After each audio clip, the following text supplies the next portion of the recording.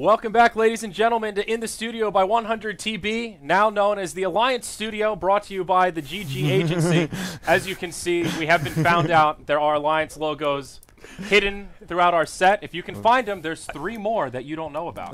That was 4, but there's some other ones hidden. I've got 3 on my shirt right here. Yeah, you didn't wear your Alliance shirt today. Beyond you kind of fucked up, but it's okay. I've got my Beyond the Swamit shirt to add some extra A's. Swamit. That's good. So we've got a special episode here of In the Studio. We're going to talk basically all things Summit 3. We're going to go over some of the questions that were on Reddit, some of the concerns that you consumers had about the integrity of the Summit 3, and then we're going to talk about some of the positive stuff, changes we have in mind from Summit 2 to Summit 3, some of the things that went right, and of course some of the things that went wrong that we're hoping to remedy. So first of all, Brian, welcome back to the panel. It's been a while. Forever.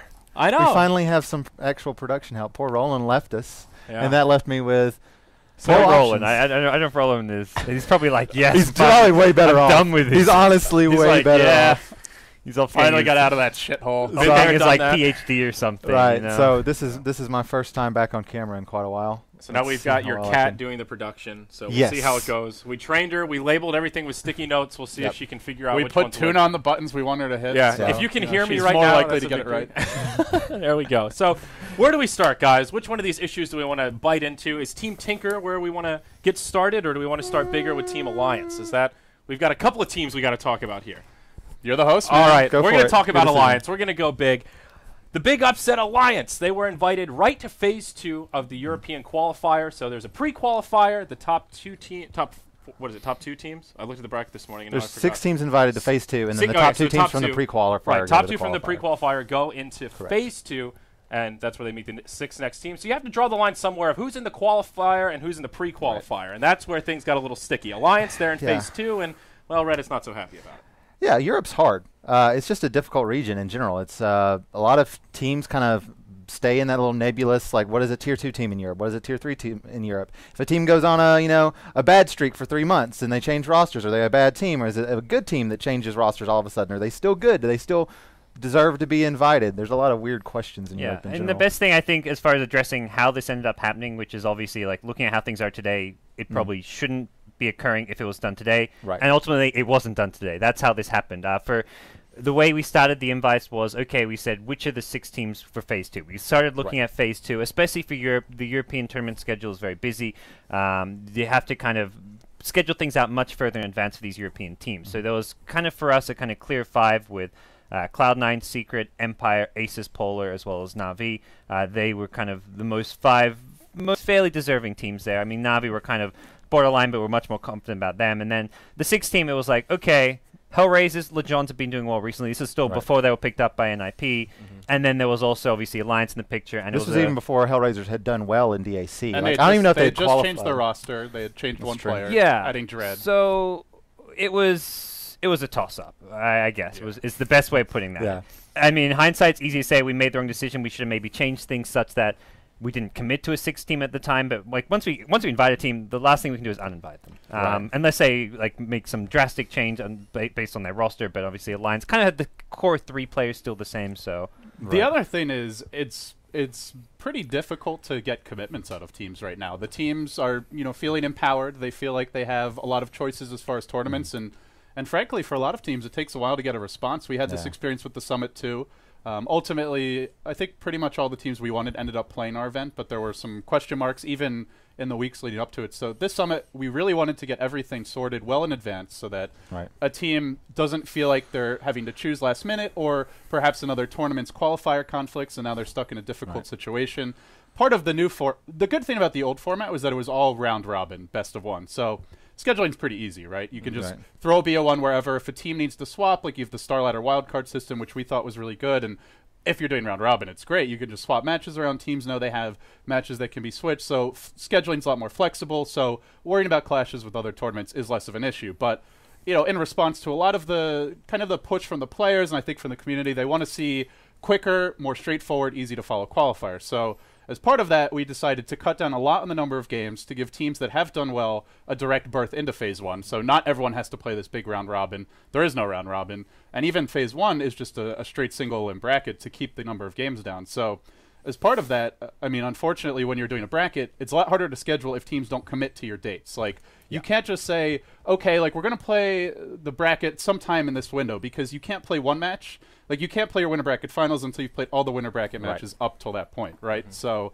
scheduling is a lot trickier with brackets, and as a part of that, you want teams to commit to dates in full, which means it makes sense to approach them earlier.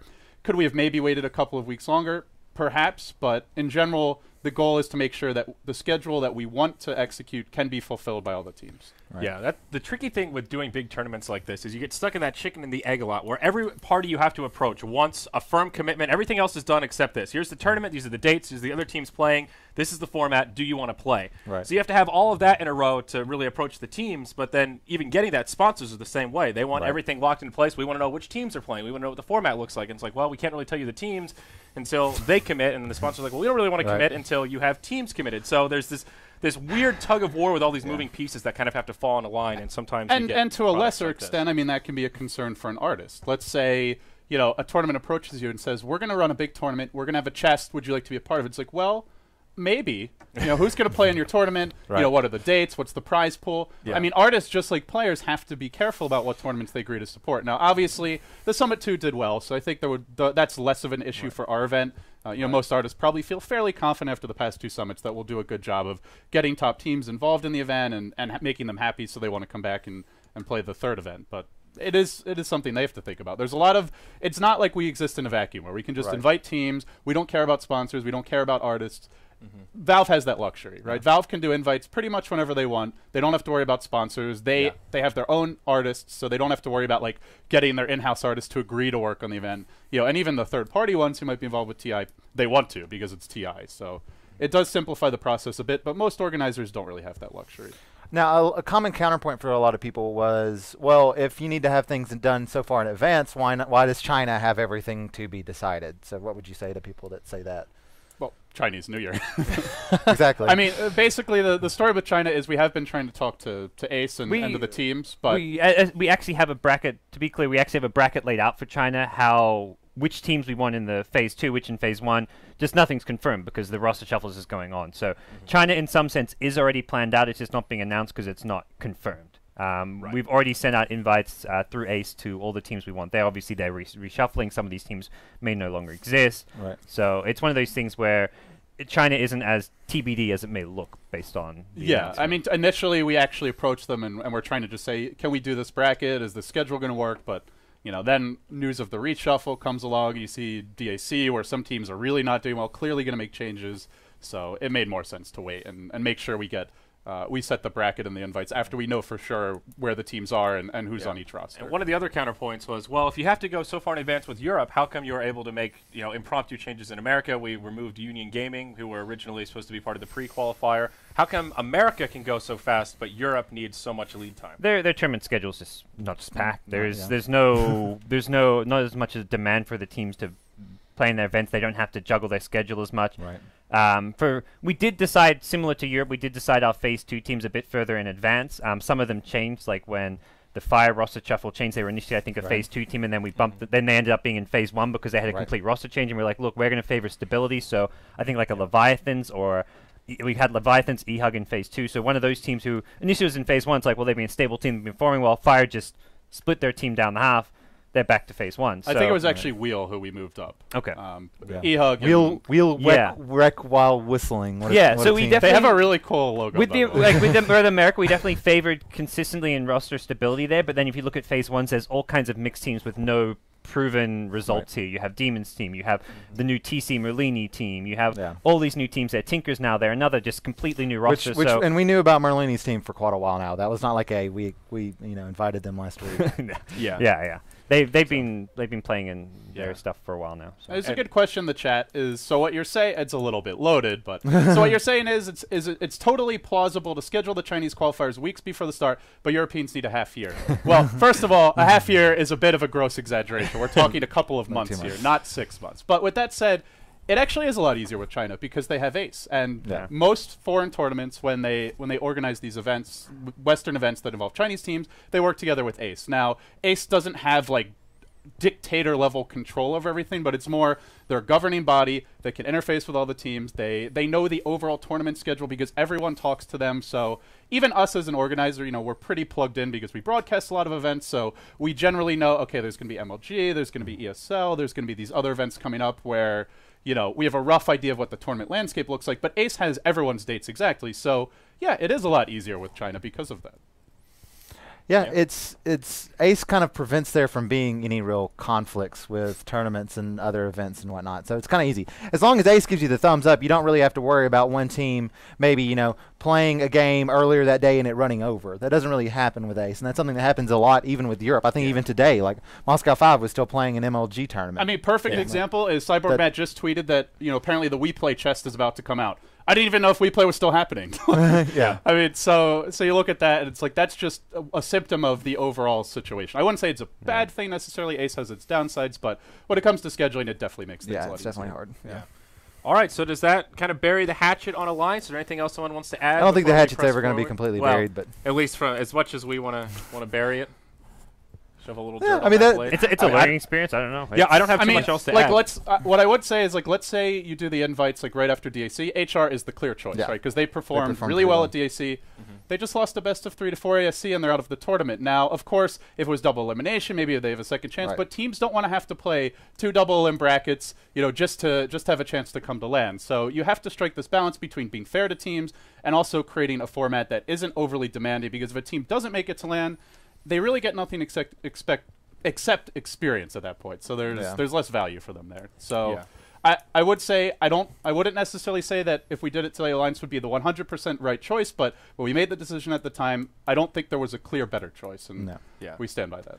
Yeah, I mean, the other thing for me is when I remember having this, we had a very long discussion about this when we had a meeting just about how we are going to break up the phases and all this stuff, and we argued for a good, what was it, at least an hour and a half, Brian? Over an Something hour like and a that, half. about which team is more deserves it. deserving, which teams are less deserving for that 6th slot in Phase 2, and my point was mostly, well, we're not choosing which teams get to play in our event, we're just choosing which teams have to win an extra 2 best It's of a 3s. qualifier. There's only 2 slots. They still have Yeah. to get through Secret, Cloud9, Empire, Asus Polar, Right. Navi, all of whom, yes, have performed better than Alliances of late. So end of the day, I mean, does Alliance even make it to land? They're going to have to prove a lot of people wrong to get here. Maybe this will light a fire under Exactly. their ass. The leg up is very minor relative to a lot of other tournament formats, and it just seems what like our discussion basically boiled down to was, do we favor like trendy teams or do we favor those with like more long-term results? And that was the thing. Is like, because we can invite someone like a Hellraiser who had basically been on an upkick just recently, but how long is that going to last? You know, Yeah. 3 months from now when the summit happens, is this team going to be they had around? just like Hellraisers had just formed with Compass like a month earlier. Like 4 players from that team had formed and added Dread, and they looked good and they were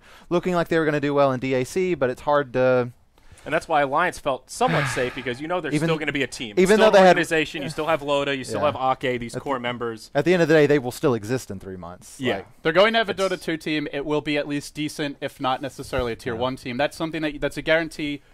Will Hellraisers even be around in a couple of months? Or Compass Gaming? maybe that's not the fairest way to go about it, but that's kind of that was our. You can't ignore that decision-making track process. record when you're This making is a it's decision not like it's that. not like professional sports where you have an established team that like all the teams are established, right? Right. Right. We're in The a weird Cleveland Browns are situation. going to be next season no matter what, no matter how bad they do. Yeah. I mean, hell, look at the American scene. That's like taken to the extreme. I don't know what sport happens- that is. Sorry. Hand egg. The NFL, yeah, hand egg. So, all right, let's move on. That's enough about Alliance. Let's talk about Tinker a little bit. They were originally in the European division for the pre-qualifiers. They were swapped out today. Instead, it was PR versus Moscow 5, a very last-minute decision. And now we've got Tinker in the America pre-qualifier. Yes. GoDz, talk to us about that a little. Just a last-minute thing, because initially Tinker obviously having a predominantly European roster, when we did the invites, this kind of goes back to the whole thing where we did these invites some months ago. We said, okay, we'll have them in Europe. They're not doing well. They're going to be a Phase 1 team. They were going to be in Europe Phase 1. And then they changed their roster. They contacted us and said, hey, look, we'd like a spot in America. By then, this was just 2 weeks ago, we filled out Phase 1 and Phase 2. So for us, again, Tinker may be a more known team. They had some big-name players, Bulba, whoever it may be. Jirax is playing with them. Right. We're still not in a position where we can say, okay, we're going to make a spot for you by uninviting a team. We can't pick and choose somebody and thumb them And out. our answer to that to them was like, sorry guys, it's too last minute. You got your spot in Europe still stands because that's what you were invited for. Obviously, you've got 3 NA players even on the West Coast, so it's going to be problematic if you guys want to pull out. We understand. But But we can't uninvite people because of your roster change. So 2 weeks ago, when they made this change and they messaged us, we said, "Look, this is a situation. It can't happen." So then yesterday, there was a change in plans with Union Gaming, of course. That worked out well. And killed two birds with one stone. you know, Stars Align, Yes. Tinker ended up as a spot in NA. The other thing is we've had like countless 5 or 6 NA teams contacting us for spots, but Right. it Union is- Gaming it is saving impre- esports. You know, it's the one thing that's like it's impressive how these teams come out raising of the woodwork. awareness. Yeah. And a lot of them haven't even played a single official game with their new rosters. You know, so Right.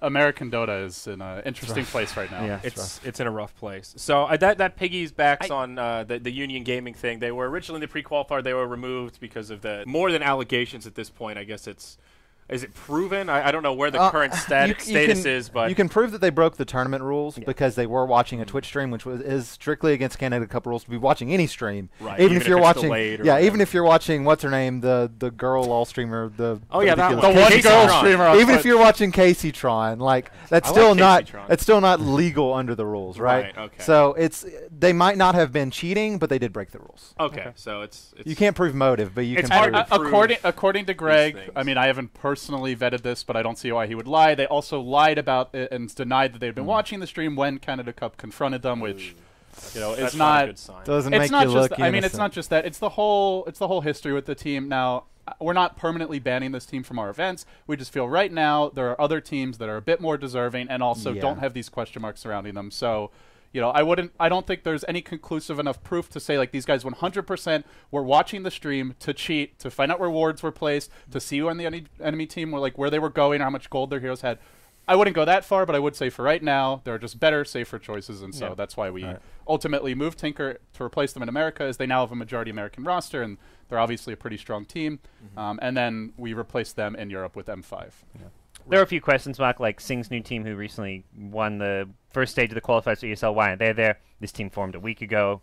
Again, this is not a team with a proven track record. Yeah. If we did our phase one, if phase one invites today, maybe there'd be a team we consider for phase one. But even I think Moscow then 5 is actually a little bit more deserving than them just because they've been around for a little bit longer. Like Yeah, they might have it's- bigger names, but like it's Yeah, one of that's- those things moving forward. We're always going to be look to be as inclusive as possible, and whether that means for Summit 4, we look to have something a bit more open as far as like an open qualifier with invites. That's definitely open for discussion, but it's obviously there's always a lot of limitations. Yeah, I mean, all of this is a learning experience for us included. You know, there's something to be said for a little bit of experimentation, moving things around from summit to summit, seeing what works, seeing what doesn't, within reason, of course. But Yeah. we tried a different format this time, and we'll see how it works. Speaking of doing formats, we've got 8 teams at the LAN finals. Yeah, that's big. That's That a was- positive we can look at. That's a big bump up, huh, from the 6 teams we had at the Summit 1 and It's Summit really hard to do a good format with 6 teams. It You is. After So hard. after the Summit 2, I was talking to AUI 2000 at the after party, and I had a conversation right before that with Fada, who was a bit disappointed with the format. And Curtis was at first, he's like, I didn't really like it that much. And he's like, we start talking about alternative formats. He's like, it's actually really hard to do a good format with 6 teams. And that, I think, is one of the biggest reasons why we went to 8 teams. The other big reason is we wanted to be able to have that nice balance where we represent all regions, but we also have a really strong overall roster of teams. And you can't really represent all regions and have a really top-notch overall list of field of teams if you only have 6. Right. It's just It just doesn't work. they pull against each other. it's like last time. A lot of people complained that we only had one qualifier slot out of EU, even though an EU team ended up winning the redemption vote. So we had 2 EU teams there.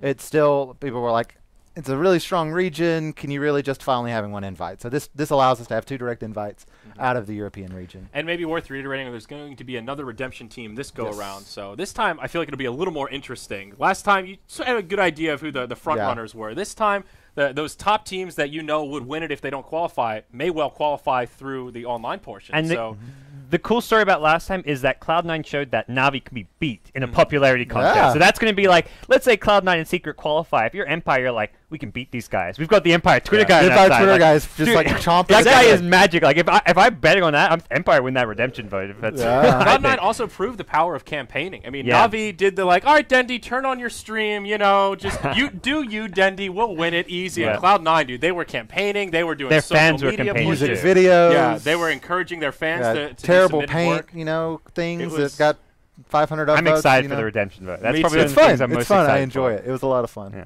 Yeah. So, all right, let's move ahead here. Let's stay on the topic of America, and this is sort of maybe a two-pronged question. E.g., not getting a direct invite is one thing we want to address, and also America having 2 slots, where a lot of folks have argued that one of those slots should really go to Europe for the sake of better competition. Okay, so first of all, I'm gonna get on my high horse here. If you really think we're just being greedy, why the fuck would we have 2 American teams in the event? Because you're greedy. I love American Dota. I want to support and grow the scene, but if you really want to maximize like the hype of the team list at the LAN finals, you don't have 2 American teams. You have 1 slot, and if you can, you get EG to play a qualifier. If not, you directly invite them. So if you think that the overall selection process, and a lot of people I know were, oh, they must have invited Alliance because of that good game agency money. First of all, that's insulting to the GGA. And secondly, that's a ridiculous argument because why the hell do we have 2 American teams in our event? Yeah. Are you calling America garbage, LD?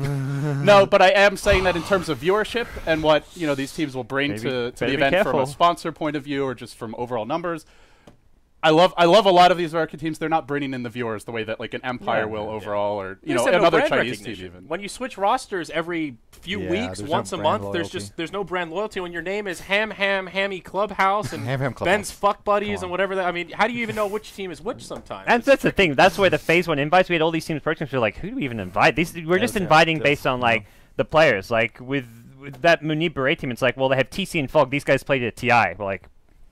Versus this other team approaching us, who's some other NEL Dota mix, who are known players, like your Pandegos or other mixed players. Like, yeah, I know these guys are good NEL players, but it's just another mixed team. Like, there's so many of those teams. And it's crazy because there's not really any correlation between good quality teams getting together, forming a roster, and being any good. Like, there's no real, like... Powerhouse teams do not often do well. Especially the North American kind of slant. Like, let's get 5 players that are really good, extremely individually talented players, throw them together, and sometimes they just disband in 2 weeks. With that said, it does feel like NA as a region, like we're looking to grow it and kind of try and build that stability. We want to have B stability. Let's have that second slot, and moving forward, it's like we're gonna look to expand and same reason why we have an SEA qualifier. The SEA audience, in terms of how many of them tune into an English stream, it's pretty low. Most of the people who are watching SEA games, at least on our channel, and I'm pretty sure on most English channels, they're from North America, they're from Europe. The ones from SEA who are watching, generally speaking, are watching their own language streams. So, Thai, the Tagalog stream by Mineski for a lot of tournaments. You've got the Vietnamese streams, Pew Pew, one of the big streamers there. So it's just striking that balance, right? You want to have the top teams, but you also want to give every region a chance. And I don't think EG getting to the summit is really giving America a chance. EG's, I put these teams that are like clearly world-class teams. They're not ultimately teams that like growing. You don't grow the American scene because EG comes to the LAN, right? You help EG out. Now, as to why EG's in the qualifier, not directly invited, if DAC had happened and we had settled our format after DAC, I think given that EG wins the mini TI, they probably get a direct invite. But when we constructed the format, when we communicated to the teams, when we spoke with EG, the format was 2 American slots and a qualifier. And I mean, to the last point, which I know PPD has brought up quite a few times, well, why do you put EG in these qualifiers? You're hurting the scene for the tier 2 teams. That's actually the exact opposite of what's the case, because when EG's in the qualifier, you give other teams a chance to play against them, for one thing. They also have EG as the final boss. I forget who it was, but I think I was on the Gerg live show, and someone brought up how, like, for a lot of these teams, like, just getting to the finals to play against EG and hopefully take a game off of them is really their goal, especially in a qualifier that only has 1 slot. Now, we have 2, so from the EG point of view, to get to the LAN finals, they only have to win a handful of best of 3s. Yeah. 7 games total. If they win out 7-0, they're in. No, it's 6-0. If they win 6 games, they're in. You're right. So, you're right. If you think EG's that strong, it's not really a big commitment for them, and it gives the other teams a chance to compete against them. The counter argument would be, well, the team who gets to LAN gets to play against EG. That's 1 team out of the entire American region. That's not really helping to grow the scene. Maybe that 1 team gets a shot at them, but you're giving more teams a chance to compete against them. And I think it's totally fine for EG if they want to make the case they should be directly invited to events. I think they have a strong case for it. I think that's completely fine. No. But don't give me this, it hurts the American scene, especially for an event like ours where we have 2 slots. Because if EG gets direct invited, we don't have 2 American slots and a direct invite for EG. We have 1 American slot. So that automatically eliminates that like 0.001% chance that maybe another team manages to wrest that slot away from EG. I don't think it's going to happen, but you never know. Right. And it's honestly, it's not in our best interest from a monetary or viewer standpoint to have EG knocked out, right? Oh, sorry. Charlie is correcting me. That was Coffee with Toffees. I love you, Toffees. My bad. Wrong show. Not the Gerg show. Sorry, Toffee. Greg getting credit where he doesn't deserve it.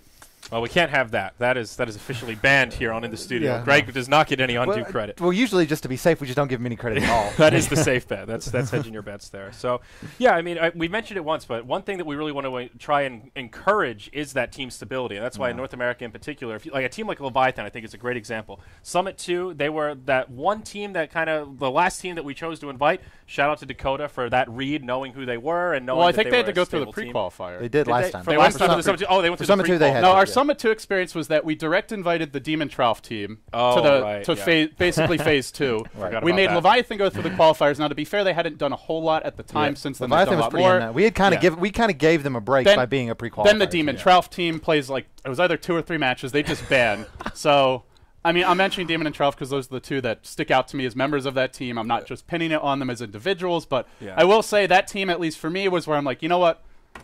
Forget about inviting these teams that haven't proven anything as a squad, have just formed, and then you screw over a team like Leviathan who maybe doesn't make it in through a qualifier. In general, we do prioritize stability, and I think America's a big reason why. It was also when we looked to kind of rework the format as well, because having those round-robin group stage kind of encouraged that, like, oh, we went 0-3, let's just drop out now. With the new format where once you're in the main 8-team qualifier, it's a double elimination. Every match you're still in the event, you still have some chance of actually qualifying. At some point with the round-robin group stage, it's like, well... Yeah, you just lost and you're out. Yeah. It is the big disadvantage to round-robin. Okay, so I think we should move ahead here. Maybe this is the time we start talking about some of the takeaways from the Summit 2, things we learned, stuff we tried that sort of backfired in terms of experiments and improvements we have this time around for the Summit 3 to make sure it is flawless and that our PCs are properly cooled. Flawless. No overheating this go-around, huh? Flawless. Yeah, we've had some bad luck with pre-built machines, unfortunately. There were maybe some things we could have done differently. I will say that some of it was out of our control. Some of it was on us for not testing them as thoroughly as we would have liked to. We did test them, but it was not quite to the extent that we're planning on this time. So this time around, we're planning on building our own PCs ourselves. Yep. And along with that, currently the plan is to basically set up the house for the event like a month in advance. Yeah. So we're going to be living in a hotel for a month. Oh. Some of or us. we'll be sleeping on the floor. Or sleeping on the floor. Depending Either on or. A motel or floor. I'll probably be sleeping on the floor, but you may. Actually, I've got the mattress that folds up, so I'll just sleep on my mattress. Stuff it into your little. I'll be in the Harry Potter closet. Yeah. So we're building. I think it's right now. The plan is 40 PCs. We're also going to be setting up a practice area at the hotel. That was a big request from a lot of the players last event. One of our goals with the Summit 2, a lot of people wanted to see more, players like chilling. So that's why we introduced the game stream. Right. We tried to encourage the players to be a part of that. We had like little scheduled like mini tournaments there with Gang Beasts, some of the other games.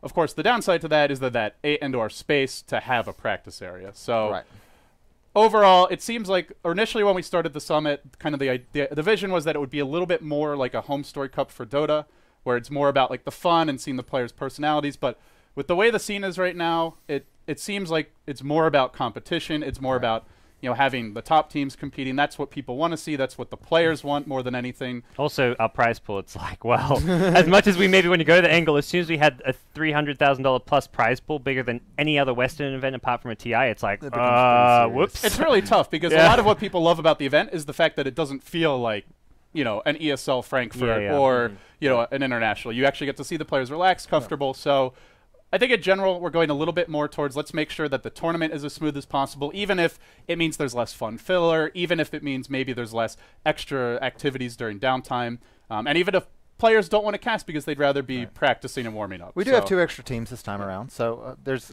extra pools to pull from for different. So we'll see. And it's the summer, so there will be a pool. There will be the pool will return. There will be a pool. I assume. I don't know if that inflatable one we still have. It's been like just sitting in the backyard. I think it's been in our backyard since the Summit 1. I emptied the water and then left it there. And I just God, that thing was so gross. Someone else would do something about it, and it's still there. No, that is in this house. You cannot have that attitude ever. I did. Someone else will do something. At least about we it. didn't have a tepid pool of just sitting water this whole time. I did something. We could have had we could have had Not the midges stink. return. Yeah. I just love that it's been God. sitting there since the Midges. Summit 1 and like hasn't moved. We might need to invest in a new. There was also think a it's a new- suitcase out there for the better part of a year. Ah, I yeah. guess it got urinated on by a cat, and someone said, "Well, fuck It it, was, I'm it was just gonna his put it suitcase, outside and rather than like get it cleaned or anything, just like threw it outside. or throw it away, or do I just? I will just leave it outside. It'll air out and get moldy, and That's- it's probably still out there. That said, we keep Yeah. the house itself pretty clean. yeah, the outside is a different beast. Consider- we never go considering our- outside. That's the problem. We're always inside doing this. The other thing, so other big changes that we're making for this event, we've done away with stretch goals entirely. Yep. Dota Cinema didn't have stretch goals. People seem to love it. Yep. In general, it also just feels like a losing battle because as soon as you have stretch goals, it elevates the expectations for a viewer, and I mean, fairly so. They think they're paying to unlock something. Right. Whereas our feeling is, in general, we just want to give everyone everything up front for the Compendium. If you like what you're getting, great, buy it. If not, don't. But don't buy it hoping that you unlock something, and then you don't get it, and then you're disappointed. Valve also has a the policy for them is they've been burned too many times with stretch goals where they're like, okay, well, we're gonna have our ticket out now and our original items for the ticket, and then we'll complete our stretch goal items when they're reached. And because that's usually how a stretch goal works. For like a Kickstarter, you don't start work on your stretch goal until your stretch goal is actually achieved. Yeah. Well, in Dota, the way it works, you have to have. If you're doing stretch goals for a tournament, you have to have those stretch goal items submitted and accepted by Valve before your ticket even goes out.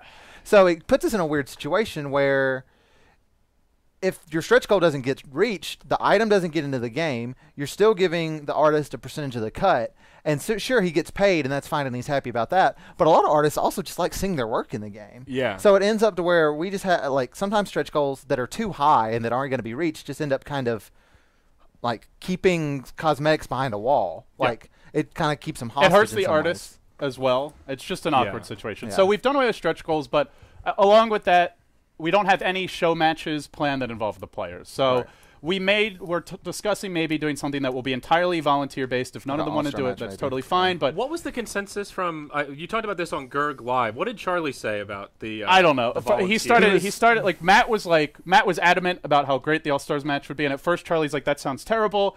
And then I think the topic of what if there's prize money involved again, and suddenly Charlie's like, okay, well that might not be so bad, but Is this on the topic of like a Summit 3 All-Star match, you mean? Yeah. This I is mean, on the every- volunteer one, where if we said, we did, okay, it'd guys, be- who it'd be wants to pretty play? Can we volunteer. just get 10 players that are interested Yeah. and really want to play? It's $1,000 a person or whatever, like we I mean, did last time. from the team perspective, it's like these other teams just want to prepare for their matches, and you want to fuck off and go play an All Stars match. Like, get your head in the event because you're also going to be doing it on day 0. That seems to be the general consensus about the best time to do these show matches before is, anything starts. by most players. I mean, maybe some feel differently, but most have spoken out about it. I know Ice Ice Ice did, and probably a few others have as well. Do it before the event. So I then asked you do a it few before the managers event. at DAC. They said the same. Everyone's still in the tournament, right? So everyone, in theory, should be focused on trying to win the event. Whereas if you do it in the middle of the event, it has its other downsides, but at least some of these players are technically eliminated. But in general, it just gets too messy. Right. We want to do what makes the players happy.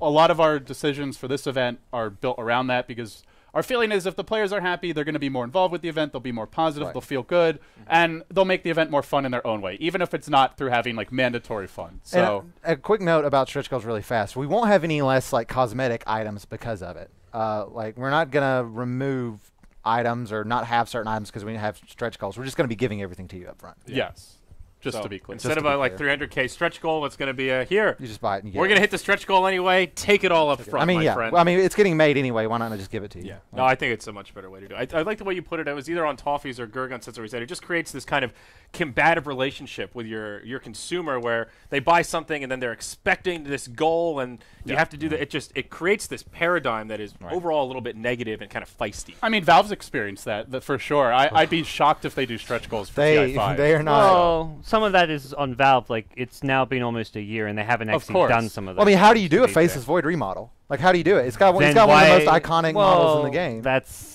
I mean, I again, mean, Give it's it some I'm not I saying just it's- don't feel like that's an area Make where his you can teeth defend. Like, I love what Valve's doing, but I'm not defending what they did, but I'm saying if you're Valve, It the shows. smarter move is not to do stretch goals and Yeah. just whatever you think you want to do, come up with it all up front and just give it all to everybody at once. Or you just do Or hat, you just have stagger like the a set hats. deadline for it. You just have hat stretch goals. Yeah, You don't have weird stretch goals like Faceless Void remodels. Or if you do a remodel, it's more of here are the 4 heroes that we want to do remodels for next. I don't think a lot of those stretch goals, I really don't think they helped sell compendiums either. Like Hats did. The thing that really sold them was getting the extra immortals and getting immortals, extra items directly. I don't think it sold them. It just created like a talking point and like a It did create a talking storyline that went through the TI, like outside of the event there itself. was It's like, like- oh, who's going to win this vote? There was definite fan reaction every time a stretch goal got hit. It built the Reddit hype and maybe people in forums, but does that actually translate into sales? Like not always. I don't think it's about always. sales. With about sales, it's always about community as well. I don't think you can look at it just from a sales point of view. From Valve's point of view, But I think they already have plenty of hype around Valve's the event. point of view, the community is very important, though. Of It's course, not just about. But they already have money plenty in of that hype sense. around the event. Like, For- do you yeah, really yeah. need a faceless void remodel to get people excited about TI4? I don't think so. Yeah, but I'm saying looking at back, they can't be like, okay, it made us a lot of money, like, and they're not going to look at like, okay, that didn't add any sales, like we don't want to do it. For them, it adds a nice storyline and something to give back to the community. So there is value. Clearly, in at this point, it's not a nice storyline. Yeah. Overall, that is a net loss for Valve. I That don't is a think net anyone loss. can argue that Yeah. having stretch goals was good for TI. The one key difference in the compendium, though, is that you can pay to level it up at TI. So Yeah. as a singleton consumer, I can buy the compendium and say, wow, that's a really cool stretch goal. I'm going to keep buying. Yeah. For all the other events, that's not an option. You have to keep buying more chests or buying more compendiums, and Right. there's huge diminishing returns I think it's on slightly that. different for Valve. I wouldn't say the stretch goals are 100% a bad idea for Valve. I think some of their choices for stretch goals were bad, but Valve Come on, can. Darude was awesome, dude. Yeah, exactly. Some of the things they do. Was that Was made that people a happy. bad stretch goal? They Like, have- they have the But convenience why does like that we have to be a don't have. stretch goal? Why is that not just something that they do? Did Because people really it- buy compendium? How many people went to the event? Very few. How many people really watched the Darude live stream? Very few. Yeah, there were. It's just a cool. It's a Stretch cool goal thing they is can more do regardless of it's if the it's a stretch goal or interaction not. aspect, though. It's Like the that's, interaction aspect. It But there are other creates- ways to do it without a stretch goal. Good example is the Redemption Team. It's a great way to give Yeah, value sure. to people who buy a compendium, Yeah. who want to support the tournament, without blocking it behind a wall. Yeah. Of you have to Well, hit this number to get it. Yes, but I think Valve also has the convenience that we don't have, is that when stretch goals are hit, they can then start working on things, which is something we can't do. Of course. So it was weird for Valve, but doesn't necessarily always apply to like why we should or shouldn't I think do in it. general, stretch goals are just. It's much better. Just here's exactly what you get. Here's If what you you like it, buy it. If not, don't. Yeah. Everyone knows what they're getting. Everyone's happy. If people don't like it, they don't buy it, and they're happy too. So what's the problem? All right, so there's one more big topic we need to talk about here as we're getting towards the latter portion of today's In the Studio. We got to talk about that 25%. Yes. The big number. Now it's 20. Brian, what's going on with that 5% difference? So in general, for those of you that aren't aware, the way the crowdfunding percentage works is what the crowdfunding percentage is. Half of that the organizer gives from their cut, or I mean everybody that ends up profiting from the thing gives up that part of their revenue to go towards the prize pool. So we would previously we'd give up 12.5%, and that would go to the prize pool. Valve matches that 12.5%. 25% on compendiums is pretty common. I think most tournaments have done that. Some have done more, some have done less. Yeah, I mean the big exception, I guess, is the last Dream League, which did 50% because they were basically trying to It apologize. was kind of an apology.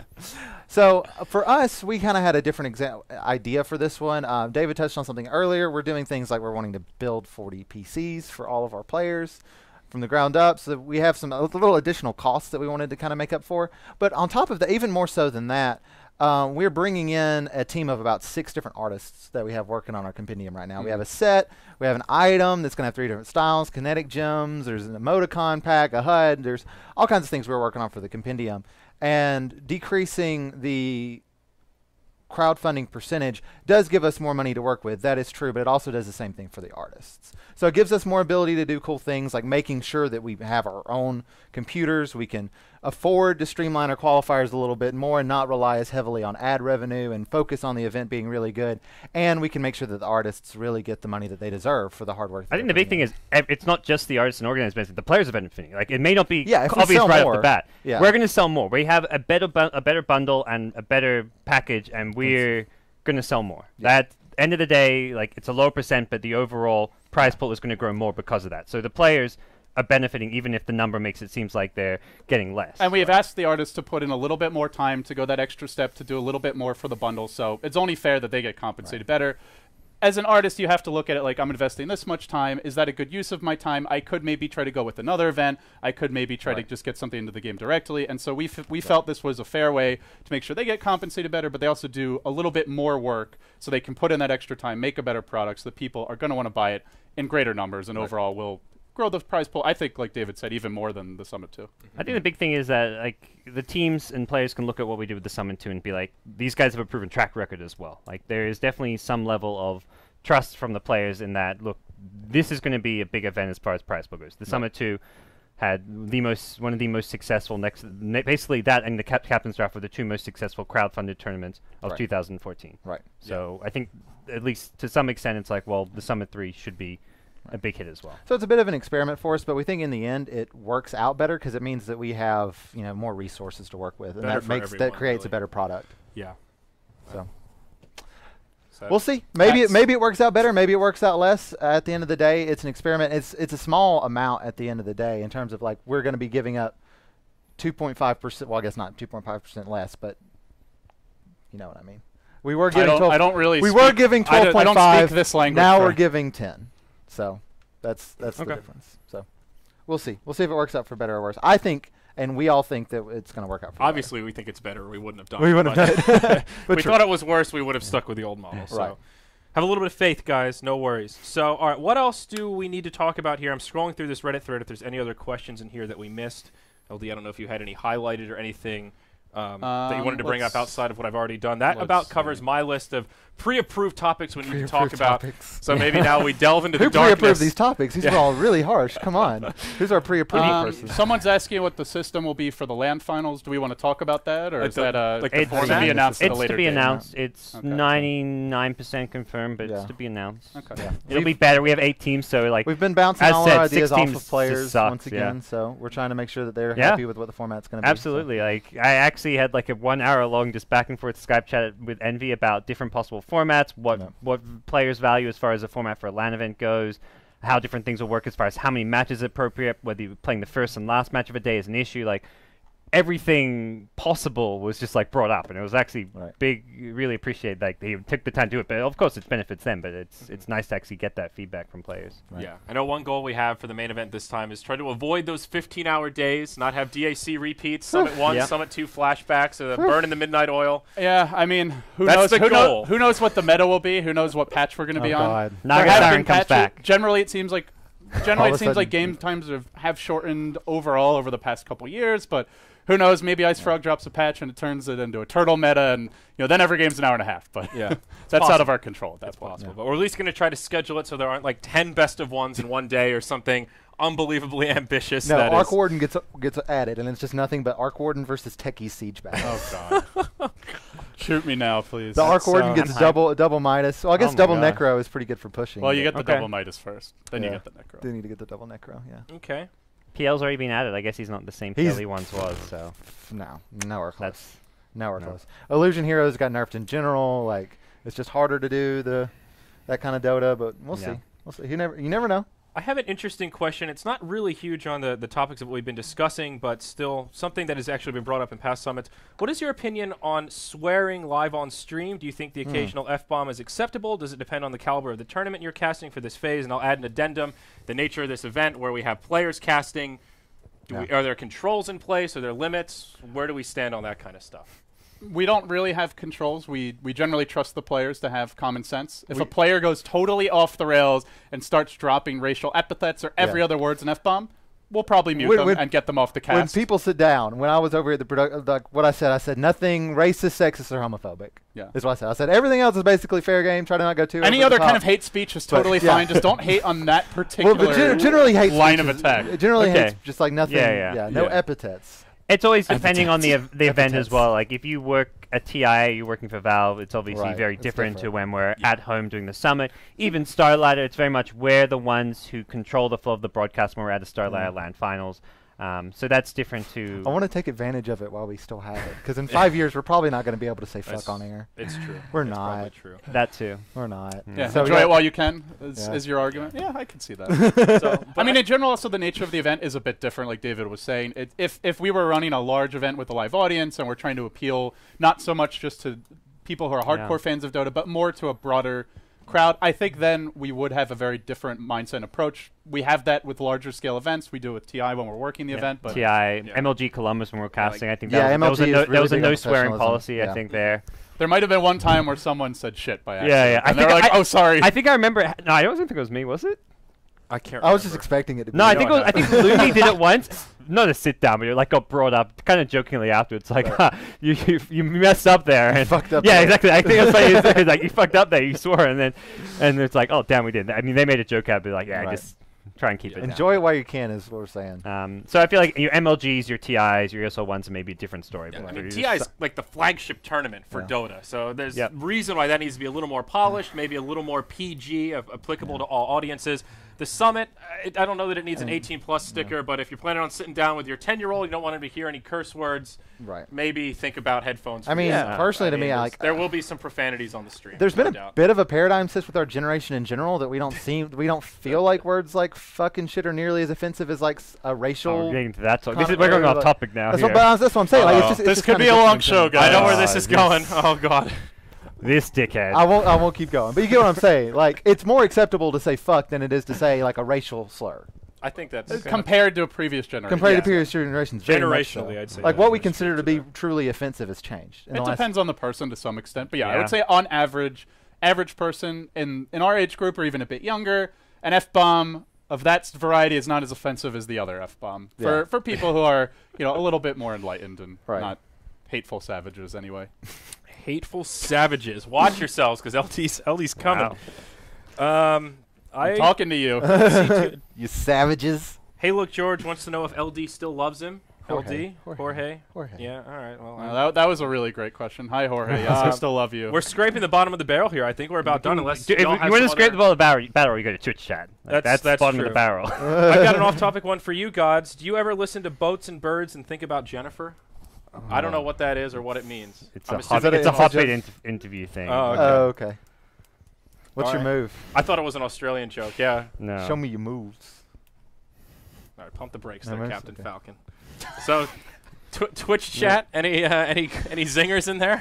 They've kind of descended into typical chat madness. If anyone has Okay, a sweet. legitimate question they want to ask, the floor is yours. The legitimate Feel free to question shoot me a ask. message on Skype as well. I hope we remember to remove the delay. Well, we've before got we more started. teams that want to sign up for the We did. qualifier. There shouldn't have been any. There's delay. no way. There shouldn't have been any. delay. Tom Fu and A wanted to play. I was like, Yeah. man, I'm excited Yeah. to see that Answer Tom our have an mods American questions. event. Mods might have questions. Oh, mods. Come on, mods. Okay.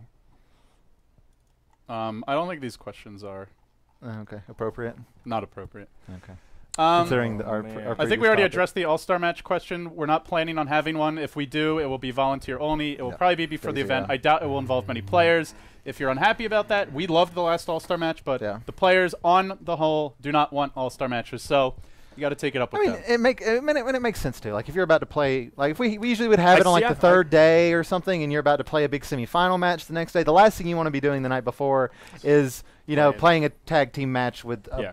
No, member of I another totally team. get it, but it's in terms of the discussion of, hey, how can you have an all-star match? Well, we're trying to accommodate the teams more, and they don't want it, so We want to that's- have an all-star Yeah, match. End of for, the day, for the record, we like the all-star Yeah, match. we had fun. Okay, we don't have to worry about losing our matches the next day, so it's easy for us It's to easy say. for us but to like it. if yeah. it were up to us, we'd have an All-Star match just like the last one every summit. Right. Yeah. Yeah, absolutely. So, okay. And along with that, I mean, any other sort of like fun, the tag team match was a little. I don't think it was quite as big of a hit. I Yeah. thought it was pretty It was- funny. it was funny, The but- players that were not happy about playing it seemed to enjoy themselves during the match, but Those frowns turned We're not- upside down once they started doing yeah. it. they're just like they were struck by how stupid it was, and they're just like Even the guy, especially the guy just hitting the foot. that's the thing. You realize how you're not doing half the work when you're just doing button. And even like The either- house is like 80% of the work. It was Yeah, just for weird. sure. It was just funny. I'm glad we got to do it. Yeah. The interactions. Plus, were you're really, like a really Meepo going or for it. something Yeah. more involved. Then maybe we did should do a quick Meepo versus cast, right? Meepo. Didn't we? Um, They had quick cast. oh yeah, I on, think they so had the- quick we cast made on, it so yeah. the keyboard had more control Yeah. by Yeah. doing quick cast. We By doing tried. quick cast, Meepo versus Uh, Meepo would have been funny though. Yeah. The tag team. I don't know. How did we not think of that? I guess we didn't want to torture the players that much. Can we show the chairs that the players will be using? They'll be using similar chairs to These- last time. They're going to be using these bar stools. So that They look pretty comfortable. There's like a No, good they'll be using 4 inches of back support. They'll most likely be using Back the support that just comes out. Need for Maxnomic, seat yeah. chairs that we had last That we time. had same last chairs time. we had last time. Maybe slightly different colors, but same general. Hopefully, idea. Jackie Mao will be happy. He didn't seem to have any issues We with are the going to chairs. keep 10 IKEA chairs in the closet just in case they don't like the Maxnomic chairs and decide to go for something like We a have little a more. nice spread actually. We've Each- got like 4 or 5 different chair types. EG at may the want house. that. They've won a DAC on those Yeah, on the IKEA IKEA chairs. I'm They- not saying that they think if they're you're like less superstitious, quality. like every Just event, you may like go to the nearest IKEA and get This the is my exact chair. same IKEA chair. Charlie's Like, gonna have this to is my build 5 chair. chairs every Every event, he has to find. Charlie, a you new- fucking lost, dude. He's going to find that at It's a good luck IKEA charm. and find that exact same If chair. you lose your next LAN tournament, Charlie, you're gonna have to do it. What happens when IKEA stops selling that chair? Like, EG are just done for. No, it's just like the people that like go and find like the candy that was only made 5 years ago, or like it's like Quaaludes, man. You just gotta find the. You gotta find the. Those You gotta IKEA find chairs. the good ones. Regarding the Compendium, we're not sure when it's going to be in the game. It was submitted. Everything's been submitted? It was submitted a while ago, so we're just waiting on Valve to add it to the game. In the meantime, everything's free to watch at Dota TV. Unfortunately, there's no way to like easily browse through replays because there is no ticket yet. Yeah. So hopefully Valve will get it in soon. But until then, I guess you can watch them live in game Yeah, for free. for Yeah. free. Yes. If you can find No, it, you have to that pay is. twice. Yeah. No. Well, some people were asking. I got a few Twitter messages asking if we'd be using the Summit 2 ticket, Yeah. as that's what a lot of other, like Starlighters done that in the past when their ticket's not in the game, but we decided not to do that. Everything will be free until the ticket. We'd rather so. some players have like random names than for people that want to watch it. Not be That able is to the watch one it. big drawback. Players don't have the forced tags, so there Yeah, are it's some kinda derpy complicated. names. 3 Yeah. exclamation points seems to be a popular one. I don't know Will where we that be came bringing from. in anyone from other studios? Not sure yet. We'll TBD. we'll know in the Possible. Very future. But possible. we We've done at it this before. point we haven't gotten that far. We're focused on making sure that the online Doing that. qualifiers go smoothly, making sure everything works well in game, and that'll be our next step. Yeah. Why are our sets so fucking terrible?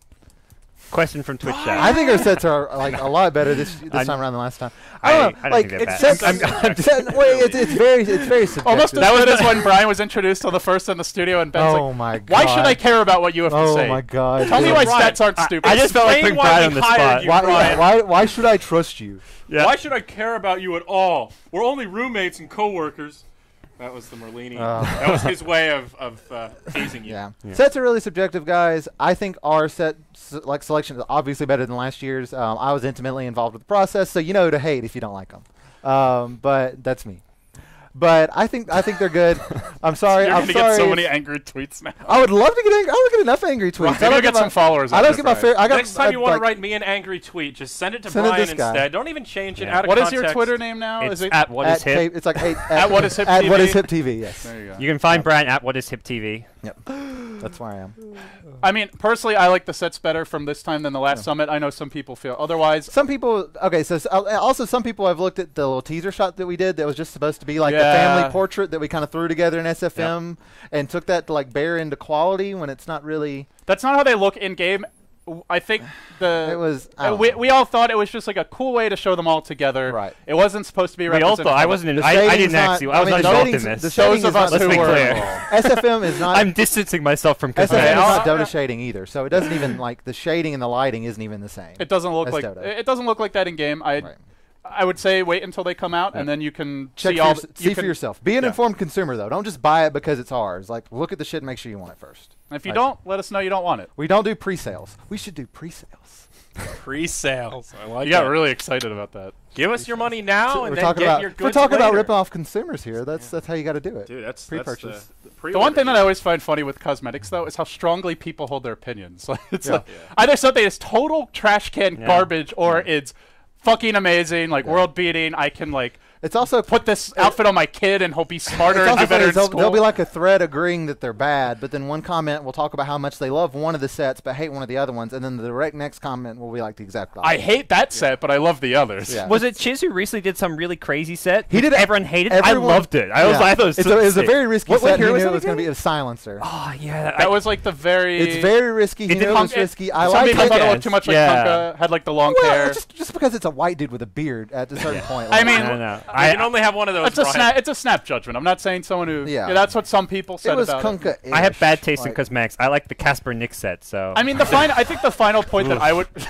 that is the one set. purple. Actually, It's so- colorful. actually, like I That is the actually one set I flamed on. I like- most. I like the kinda- sets- I love you, but I don't like your the sets set. a lot. Like I like the design of the set. It's just like color styles are just a weird and that's fine. The Like Shadow Blade on Kunkka is like that too. I like the concept, I but don't- in practice, it is. Shadow that's Blade my Kunka's personal awesome. my personal opinion. I think it's pretty awesome. A lot of people like it. A lot of people like the Battle Fury on Void. I don't like the Battle Fury on Void because I'm against breaking color schemes of heroes. Like I would much rather have the Chiz like kind of looking completely different than any silencer you've ever seen, with like showing his face and looking like a musketeer, than having something that completely breaks a hero's color scheme. I mean, the bottom line That's is my that personal opinion. the bottom line is that every tournament's items are voted on in the workshop. Yeah. Valve has made some improvements to the voting process to make sure that like people are randomly shown certain sets and that it's a little bit more balanced in terms of how the voting process works. And Valve ultimately decides what gets in the game. So and we have had stuff rejected. it is not a free pass. It's not like we're just It is not a free pass. Yeah, it's definitely not. Like Summit 2, we had our Summit 1, we had some really last minute because some of our stuff did not get accepted in. So are we allowed to talk about what happened at first for the Summit 2? We should not talk about the specifics. Okay. Not yet. I don't think that's fair to the... I think it's fair to say that not everything gets in. Not everything and in fact, a lot of automatically stuff gets does. Got to wait for your globals to cool down. We'll wait till after this. And Valve does go through everything, load everything into the game, and check it themselves. They do not just give it a looks good. seal of approval. Get it in next week. I saw a funny Twitch chat comment today while I was casting. One of the teams had the Lieutenant Squawkins, the bird that's in the boat. They're just like, could Valve just get that damn boat out of there? It's really ruining my immersion.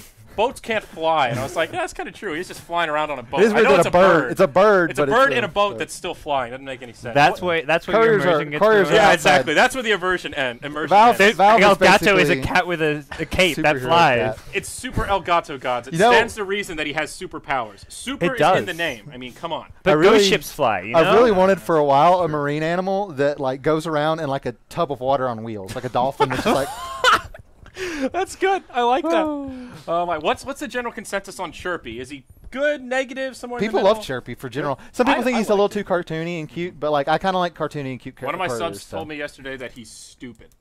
That's a direct quote. He's derpy or He could be no, derpy. she was just like, I think he's stupid. Cool. Yeah. I don't know what context, mentally, physically, what it is. But Chirpy's actually surprisingly smart, lady. Look at the glasses. Smart. Yeah, look at the Smart glasses. bird. He's been reading books. Smart bird. Smart bird. All right. At the end of the day, it's things like that people have strong opinions on, and that's great. Retain your strong opinions and be an informed He consumer. just gave you permission to have an opinion. That's the paradigm. Well, there's a difference here. between being a strong opinion and being a dick about it. Just don't be a dick about it. You can have your strong opinion, just don't be a dick about it. I'm looking forward. you could be. I don't really care. You could be a dick. Yeah, you can be. Yeah, you can even be. Be a dick if you be want. Be a dick to us. Don't be a dick to the artists. you have to be a dick, so Yeah. you got to live with that. There you go. Yeah. Martyr style. The artist. It's harder for the artist because it's art, right? It's different. There's a lot more kind of we definitely put soul and heart into what our work is, but art is a little. I mean, it's art, so it's kind of harder to have your art thrown under the bus than. Just something saying why did you invite Alliance? Like why did you invite Alliance isn't like a attack against your personality. I'm saying as far as we're concerned, don't be nasty to the artists. Sorry, they work very hard. They work very hard. Yeah. Okay. You can be nasty to me if you want. Exactly. We can take it. Okay, so do we have anything else we need to talk about, guys? I think that about wraps it up. I don't have the influx of questions on the subreddit are not of the caliber that we're interested in talking about here. Cool. Is there anything else? Zexorus wants to know when GoDz will stop asking him to put the lotion on the skin. That is a Silence of the Lambs joke for those of you that are not privy to Apparently you look like Hannibal Buffalo Lecter. Bill. Okay. Apparently you look like Buffalo Bill. Get wrecked, sir. Will we be flying out winter to the Summit 3? That goes into what we talked about. Talent, that's still up in the air. We love winter. We love. I was so happy to see the warm Winter's reception. playing he's playing in the Summit 3. Oh yeah. Oh. He's playing We might be tomorrow night. if he wins, we will fly him out. Yeah. Bold claim. That's a long shot. Wow. Oh, I say that because he's my friend. The Flammenwasser. I mean, one thing we kind of touched out. on, we already talked a lot about Alliance and Tinker and a couple of these other teams where people were curious why they were in certain regions. I do want to reiterate, because I know some people, it was probably, they weren't really listening, they might have missed it.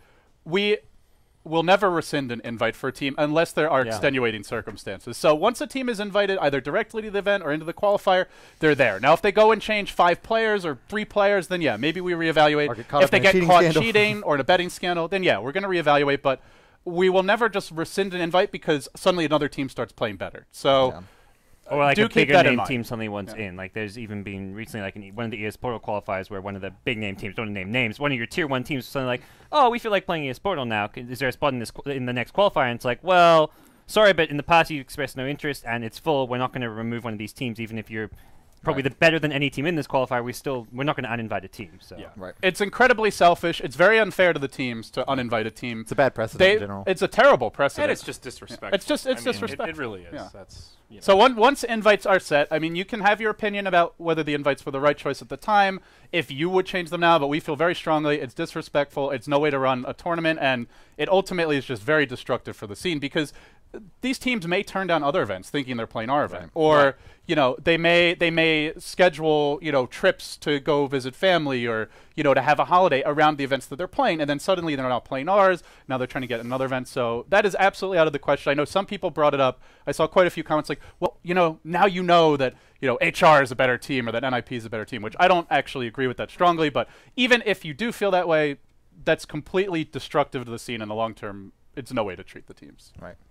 Agreed. And on that note, I think we're about to wrap up this special episode. Any other secret plans for couriers or cosmetics, Brian, that you want to? No, we had some extra stuff that we really wanted to put in the compendium, but as many of you know, with the looming major overhaul to Dota 2 that's supposed to be coming, that keeps getting mentioned in posts and updates from the Valve team, they haven't really been accepting particle effects and stuff. So that kind of thing in general doesn't really get in anymore. So yeah, we aimed a little bigger than what Valve is accepting. Yeah, at least not right now. But we did want to do more. You mentioned the custom teleport. Yeah, we had a custom teleport, a custom blink, and actually custom teleports might just be something that don't happen anymore because some people find them confusing. Yeah, so if it were up to us, we'd have a lot more cool stuff in the game. But ultimately, Valve has a lot of other considerations. They're trying to get Source 2 out the door at some point.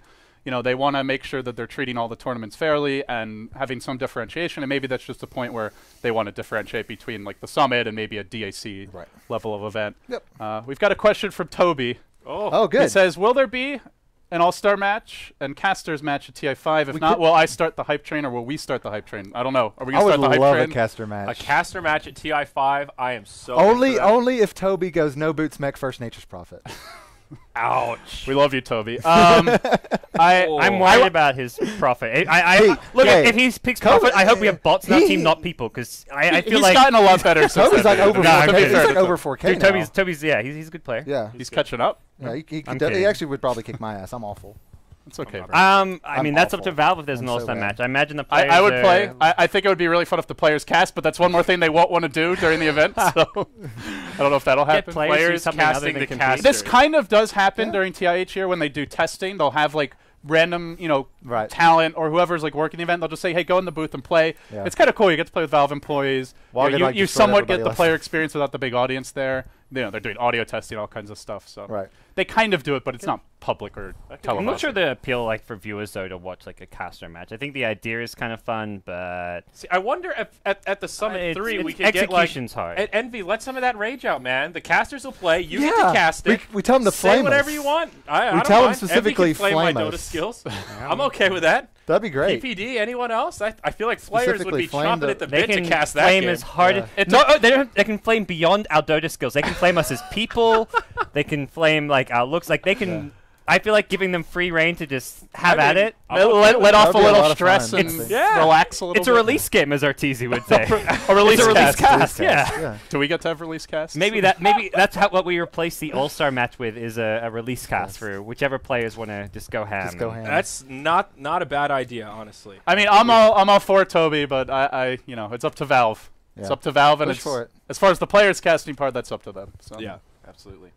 Okay, so that's it, boys. It's time to wrap up. In the studio, we'll continue on the regular schedule coming up this Sunday. That's going to be the staple, but Sunday's episode might be really good. Wait, is today Saturday? No, today's Thursday. Today's Thursday? I don't know what day it is. What? I believed when you said Saturday. Wait, why are you saying what's wrong with Sunday? No, I was going to say Sunday's going to be might be a really good show. Oh, it might be a really good show. Oh, I thought you said short show. I'm trying to do the late night TV thing where you're always like, "Oh, great show today. We got a great show coming up for you tonight." I'm trying to do that. All right, guys, we got a great show coming up this Sunday. You're going to want to stick around and wait for the next few days to watch Stay right at your computer. Eat that popcorn.